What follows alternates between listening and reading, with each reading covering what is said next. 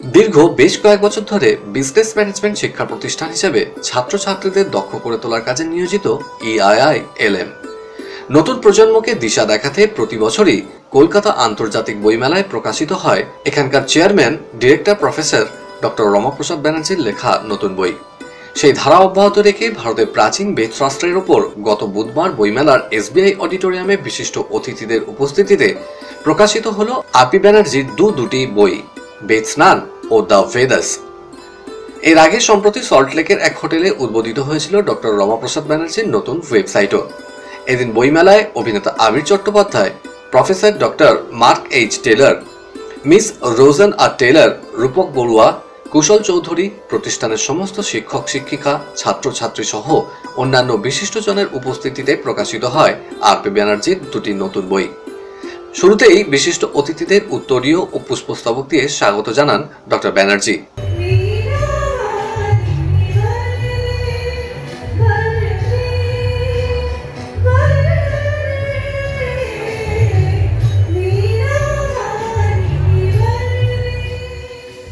পরে আমাদের মুখোমুখি হয়ে প্রফেসর ডক্টর RP ব্যানার্জি ও আবির চ্যাটার্জি জানালেন, এবছর লঞ্চ হলো দুটো বই, একটা বাংলায় একটা ইংরেজিতে। বাংলায় হচ্ছে বেদ স্নান, আরেকটি হলো the Vedas, the wisdom for human transcendence. দুটো বইয়ের মধ্যে অনেক সিমিলারিটি আছে। যেটি ইংরেজি বইটি, এটি হলো আমার বেদবিজ্ঞানের গভীরে 2018 সালে যে বইটি বেরিয়েছিল তারই মেজর পার্টের ট্রান্সলেশন, কিন্তু শুধু ট্রান্সলেশন নয়, এটা আবার কিছু নতুন করে করার লেখা আছে, সাজানো আছে।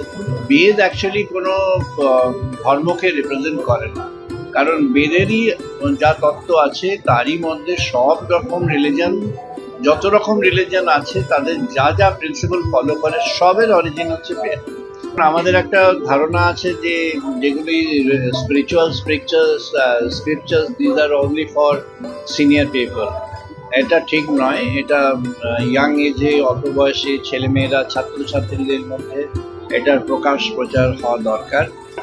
জীবন গঠনের জন্য, চরিত্র গঠনের জন্য বেদের যে তত্ত্বগুলো আছে, যে আদর্শটা আছে, সেটা ছেলেমেয়েদের পক্ষে উপকারী, উপযোগী। সেজন্যই সবাই, আশা করি সবার ভালো লেগেছে।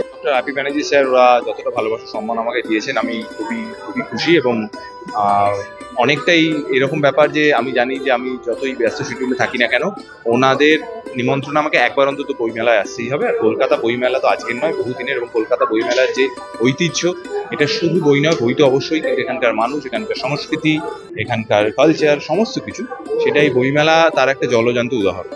তো বইমেলায় সেই জন্য বারবার ফেরত আসছে, নস্টালজিয়া ভাসতে পারে। এত বছর, এত হাজার বছর আগে আমাদের ভারতবর্ষ থেকেই এই প্রিন্সিপালসগুলো, এই আইডিয়ালসগুলো, সেগুলো কিন্তু বর্তমান যুগে আমার মনে হয় আরো বেশি করে প্রয়োজন।